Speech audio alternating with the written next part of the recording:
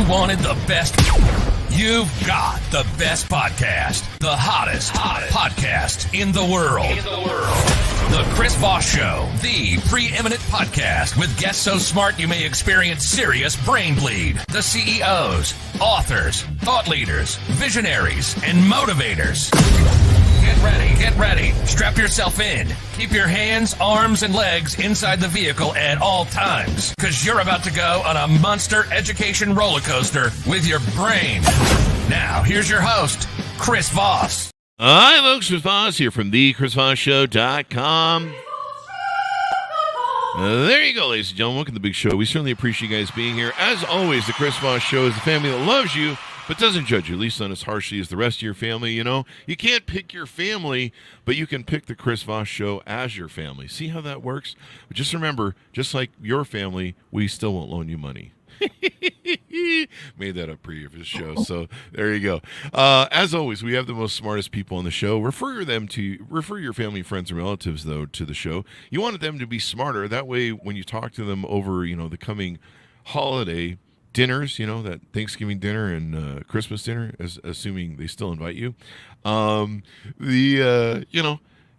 be smarter and they'll be aware of what's going on. So you can invite them to the show. Go to goodreads.com/Chris Voss, LinkedIn.com/Chris Voss, Chris Voss one on the TikTokity, Chris Voss, Facebook.com, and all those crazy places that we are, of course, on the interwebs, including Facebook, YouTube.com/Facebook, I should say.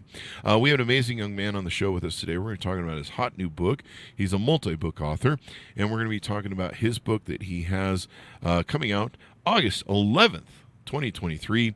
It's called Semotiuk, Star of Opera's Golden Age, and we're going to be talking about his insights into that. Andy Semotiuk joins us on the show with us today. We'll be talking about that and some of the other work that he does. He's an immigration attorney, and we'll get into that as well and find out what he's up to when he's not writing all these amazing books. He is the author of 4 books, and he has, let's see here, the one that before I mentioned, A Promise Kept, a tribute to a mother's love, The Young Professional, a career guidebook for young people, and a treasure chest of humor. So there you go. He's got quite the gambit of books that are going on there. He's multifaceted, as they like to say in the educated class. He's also a current Forbes columnist, where his articles on immigration have been read by over 1 million readers. He's a former UN correspondent who wrote on immigration and human rights themes. He formerly wrote for the Southam newspaper chain in Canada. We love Canada. I'm a big Rush fan there. Former Canadian public television producer for a 1-hour public TV show in Edmonton. Clearly, I'm flunking my Canadian here. Through Shaw Cable, and he's active on all the social media. Did you do any work on my favorite show, Trailer Park Boys, there in Canada? I'd like to say I did, but unfortunately no, although I know about the program and the popularity of especially in the southern U.S. Oh, yeah. Everyone says I'm like Ricky. He currently is practicing U.S. and Canadian immigration law with the Pace law firm in Toronto, and he's married with 2 adult children. Welcome to the show. How are you, sir? Fantastic. And I love the way you started. I like the singing because that brings in the opera book that I'm going to talk about. Oh, we did that just for you. I like the jokes because I got a few of those I can share with you, and the others that you mentioned. Well, you do have that book of Treasure Chest of Humor, so you better have some jokes you brought. But yeah, we did that just for you. We brought the opera just for you, Andy. We were planning on having the show several years ago when we designed that. So give us your .coms. Where do you want people to find you on the interwebs? Well, you can get a hold of me through pacelawfirm.com, which is where I work. And Andy at myworkvisa.com is another place where you can email me. There you go. So I might just mention that all my books are on Amazon if you're looking for the books. There you go. Pick them up wherever fine books are sold, ladies and gentlemen. So give us a 30,000 overview of this new book, Semotiuk. Okay. Look, not everybody's an opera star. Not everybody likes opera. So I realized that if I'm starting with this, I've got to make it relevant to the people who are listening and to a guy like you. So how do we do that? And I think the way to do that is to mention that this book is not about opera. It's not about singing. It's about human success and reaching the top. Mm. Now, in this particular case, the person I wrote about was my great aunt, Oh, wow. my grandmother's sister, and this is why I wrote about her. Mm-hmm. And she chose the opera world as her place to rise to the top. But it might be for other people, sports, or it could be law or medicine, whatever it is. Mm-hmm. The point is, it's about the human experience and how to reach the very top of your profession or calling. And, to get an idea of what other people's lives are like. What I like about the book is it's a story. It's a story, and we all relate to stories. Um, you know, uh, Everybody's from somewhere. Okay, my background is Ukrainian. I'm a Canadian. I was born in Canada. We've been here for 120 years, my Mhm. family.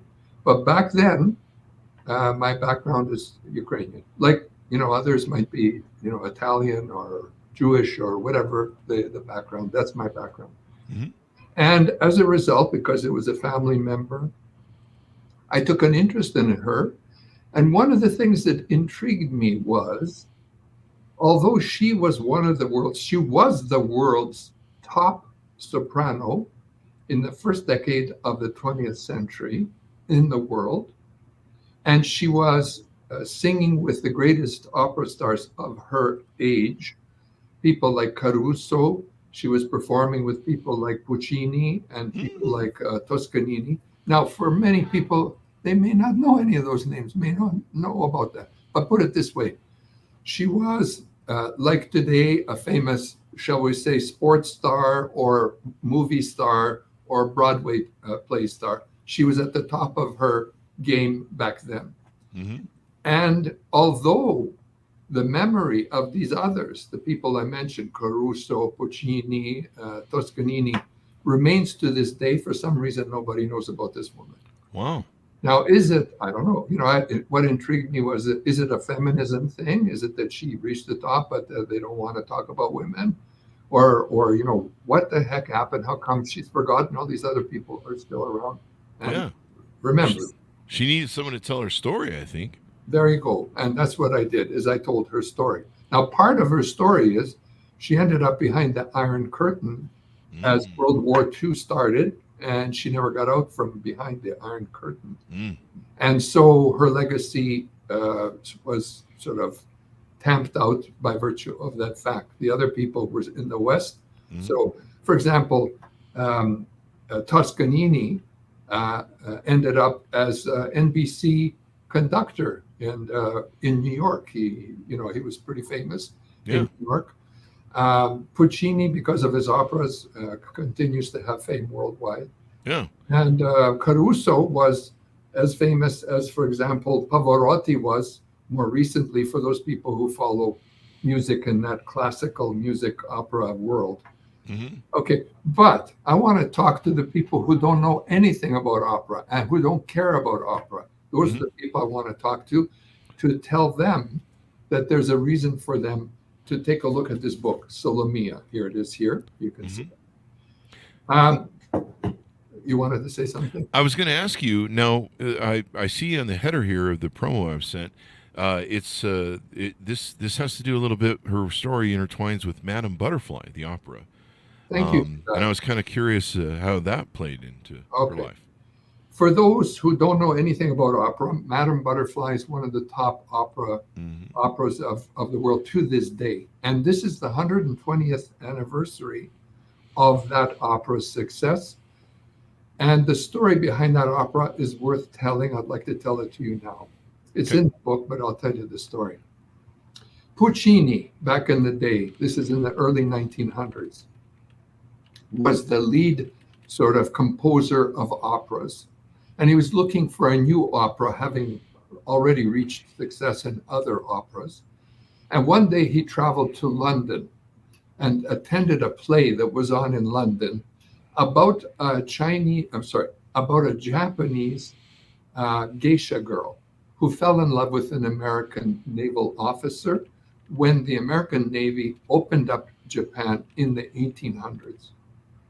And the story behind this love affair was that this guy named Pinkerton, who was a lieutenant in the American Navy, met Chiyo's son, this geisha girl, and they had a bit of an affair. And ultimately, they ended up having a Japanese-style wedding. And following their wedding, they lived together for a while before Pinkerton announced, "Hey, I have to go back to the United States. They're calling me back to the United States." But he said, "I will come back to be with you." And Chiyo's son waited for him to return. She did not tell him that she was pregnant with his son.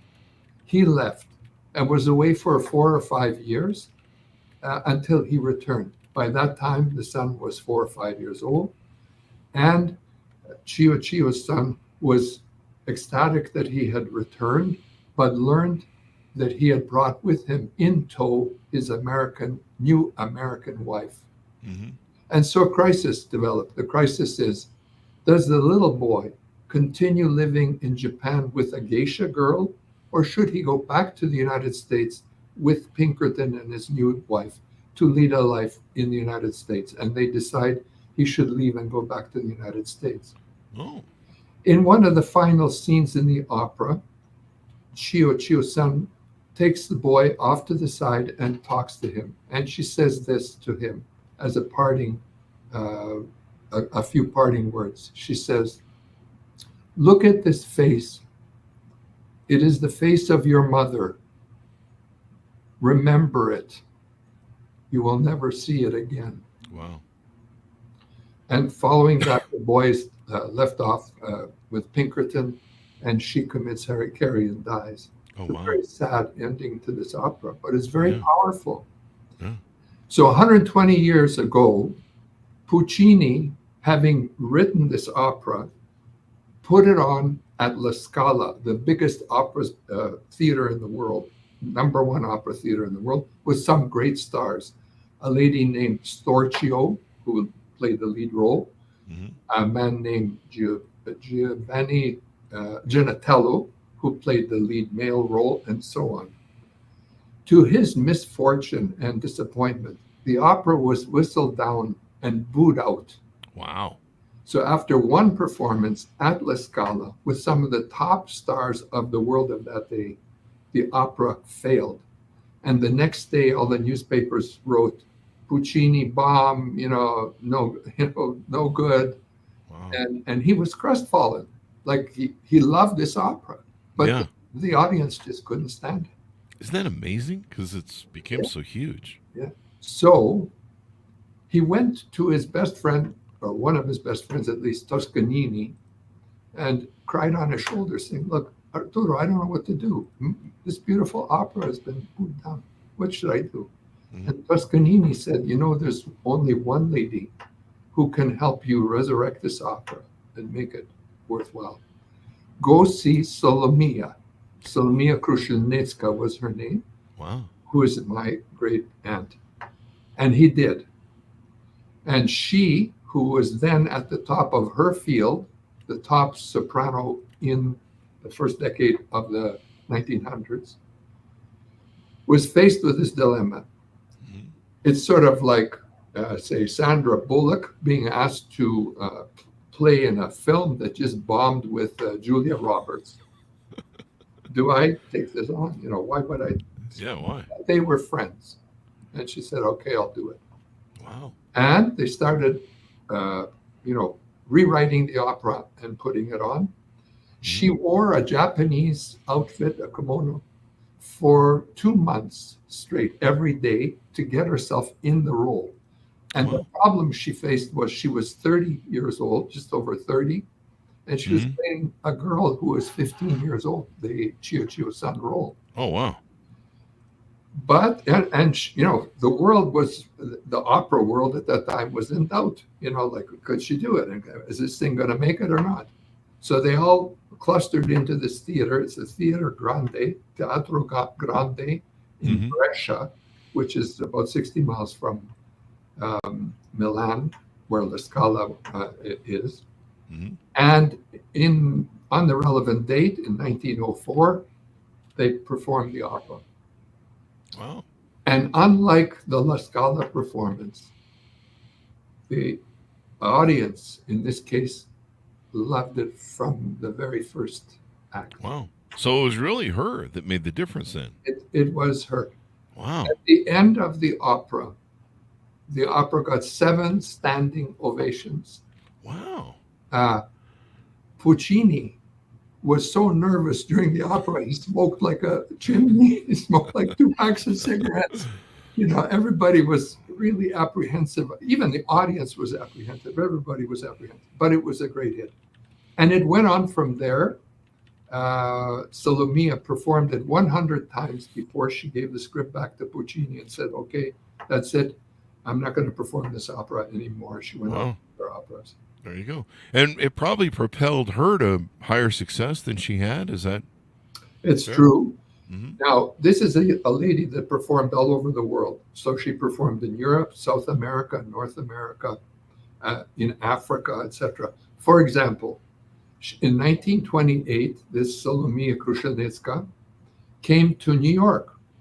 And that was the year, by the way, that the Chrysler Building was built in New York, if you know the Chrysler Building. Oh, wow. Yeah. So she was there. That was the Roaring 20s. And as you know, Roaring 20s jazz was the big deal. Mm-hmm. Harlem was hot.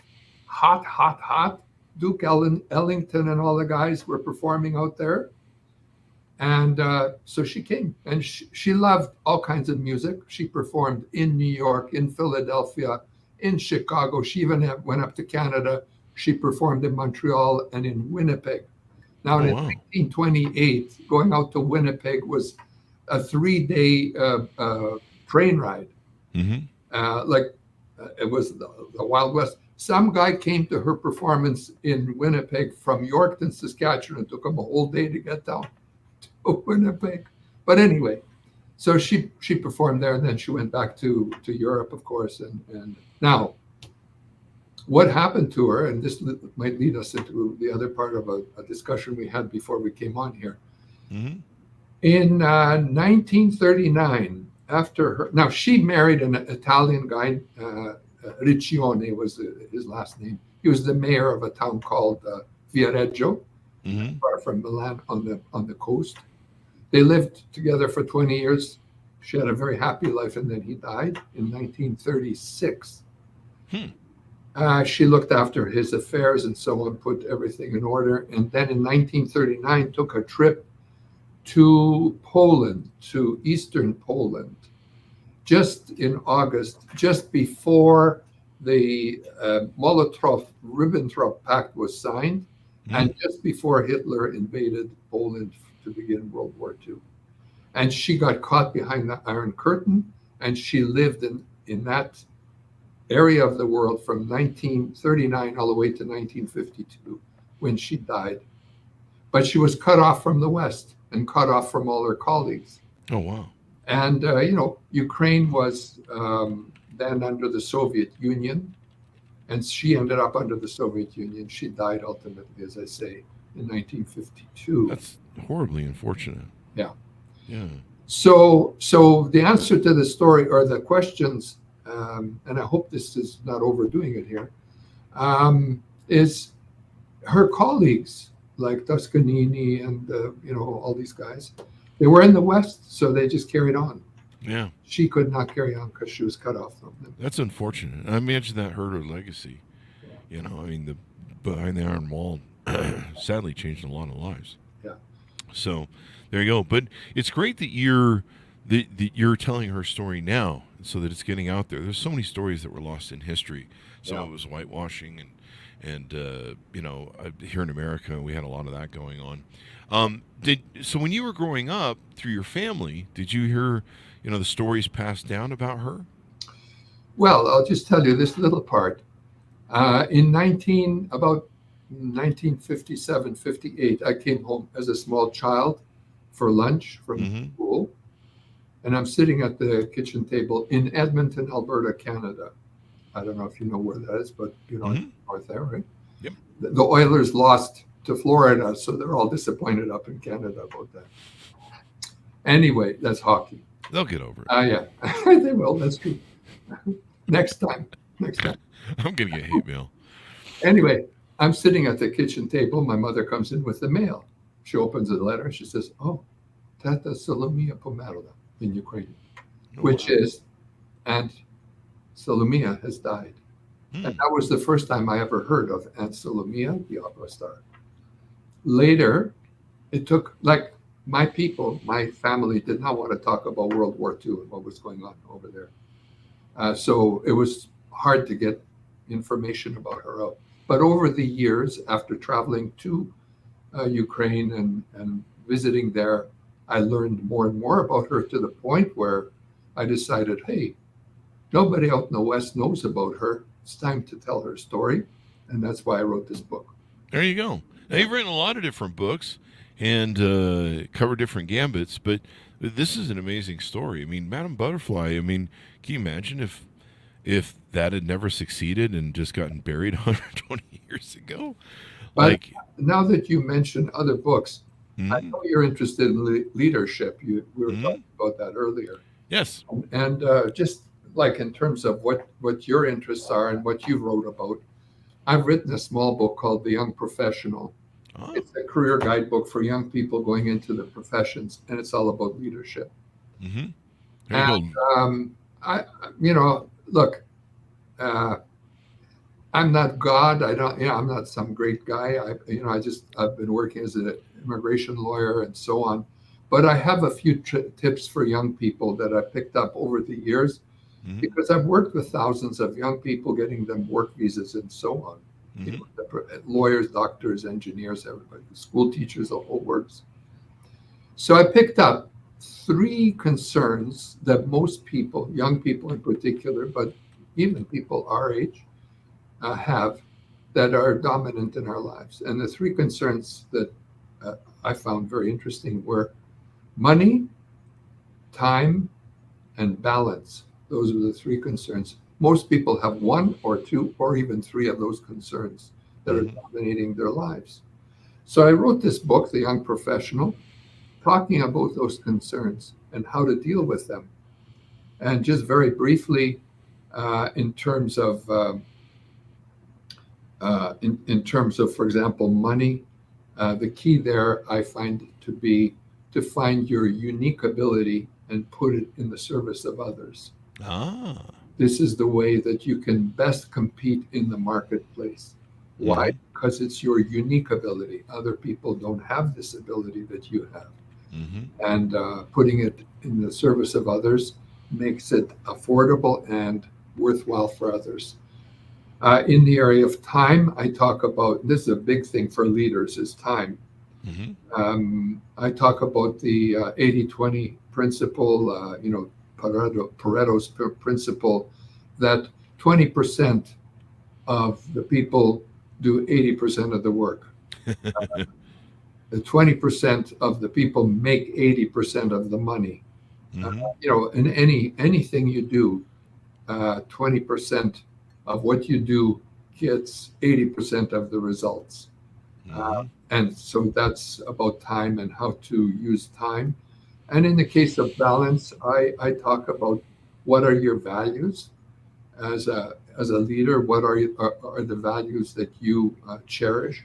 Values such as I don't know, integrity, honesty, sincerity, um, you know, uh, courage, humility, whatever your values might be.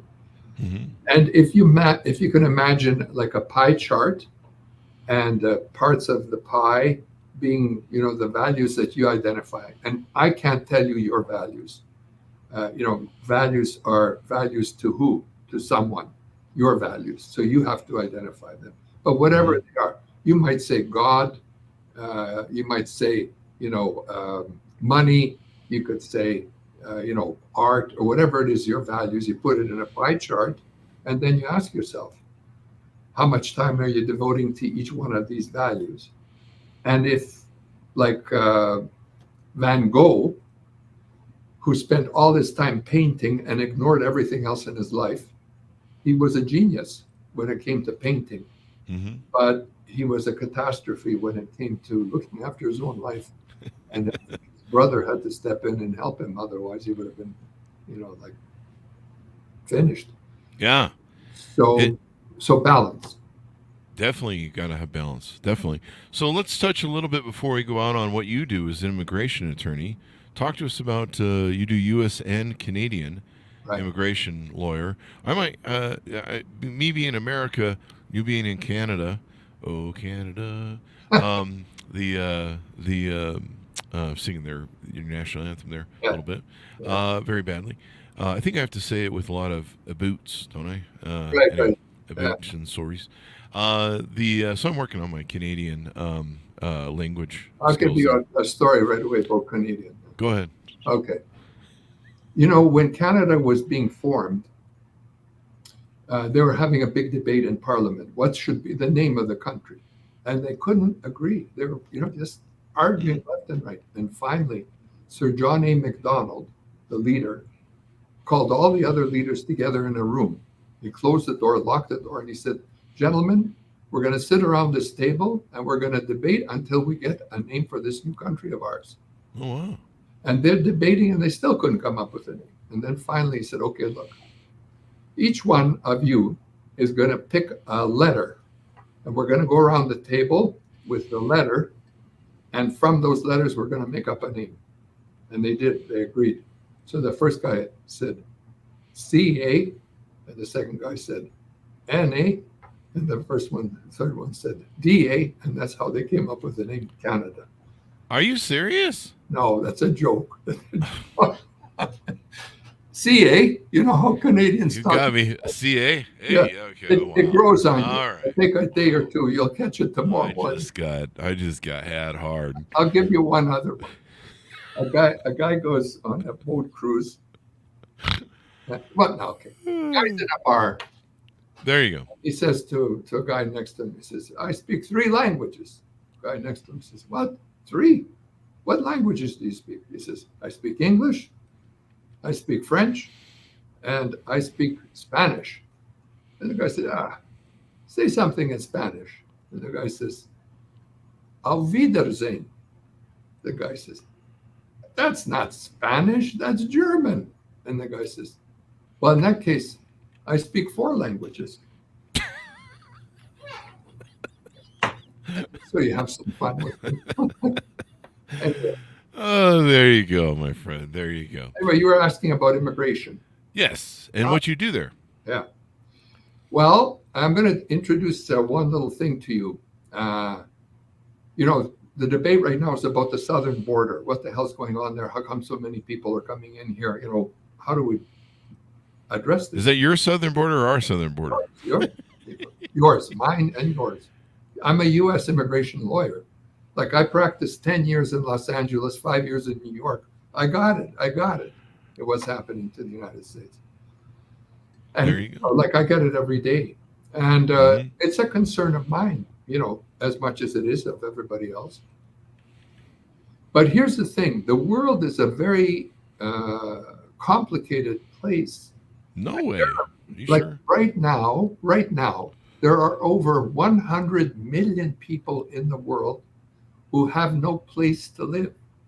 Like displaced people, over 100 million. Like, that's a huge sum of people. And no country, not the United States, not Canada, not Germany, no country can handle 100 million people coming in. It's just impossible. So you got to worry about, well, who's making decisions about who comes in and who doesn't? And it should be Congress. Now, Congress is not doing very well right now in terms of the immigration scene. They need to act a little bit better than they're acting. And there's a hell of a debate going on in Congress, and they can't agree to anything. But unfortunately, they have to agree. It's like, that's what democracy is all about. You got to talk to each other and come up with something. What? We got to talk to each other? Yeah. And like, I don't know about all this. Tell a man who's divorced with a woman, they got to talk to each other. Wow. But That sounds like it's pushing it here. Yeah. Anyway, this war that's going on in Ukraine, now that's of interest to me because I'm Ukrainian by background. Everybody's from somewhere. Some people are Greek, some Italian. I'm Ukrainian in background. Now, I was born in Canada. My family's been in Canada for over 110 years. but before that, they came from Ukraine. This war in Ukraine, initially, when it broke out almost 3 years now ago, this is the invasion, not the real war. The war's been on for 10 years now in Ukraine. It unsettled something like 20 million people. No, not 20. 12 million people, forgive me. 12 million, not 20. 20 million people, 12 million people were displaced in Ukraine looking for some other place to settle. And of that 12 million, 6 million exited Ukraine and went into Western Europe, and over 100,000 of those came to the United States. That's just one example of things in the world that are not going very well, and the displaced people and people who are uprooted and need to come to Western countries and places like the United States. It is projected that if Ukraine loses the war, that over 20 million such refugees will be exiting Ukraine, going westward, looking for places to live, such as Western Europe and America, Canada, Australia, etc. That's just one country. And that's just one part of the world and some of the difficulties that we face in terms of immigration. Now, I don't have a total solution to this thing, but I do believe part of the solution is sponsorships. After World War II, I think there was something like 6 or 7 million people who were displaced in Western Europe. And a program was brought into being, Displaced Persons Act, I think it was called, that brought many people to the United States, including members of my family, perhaps members of family that you may know. And they came to live permanently here, but it was based on sponsorships that the people found. For example, I'll just give 2 examples. My Aunt Helen, came to Los Angeles in the sponsorship of a Catholic Aid Society in Los Angeles. And my uncle came to the United States based on U.S. Army help. And there were others, all kinds, millions. So I think that's one of the core things that can be done to help in terms of dealing with the inflow of people coming into the U.S.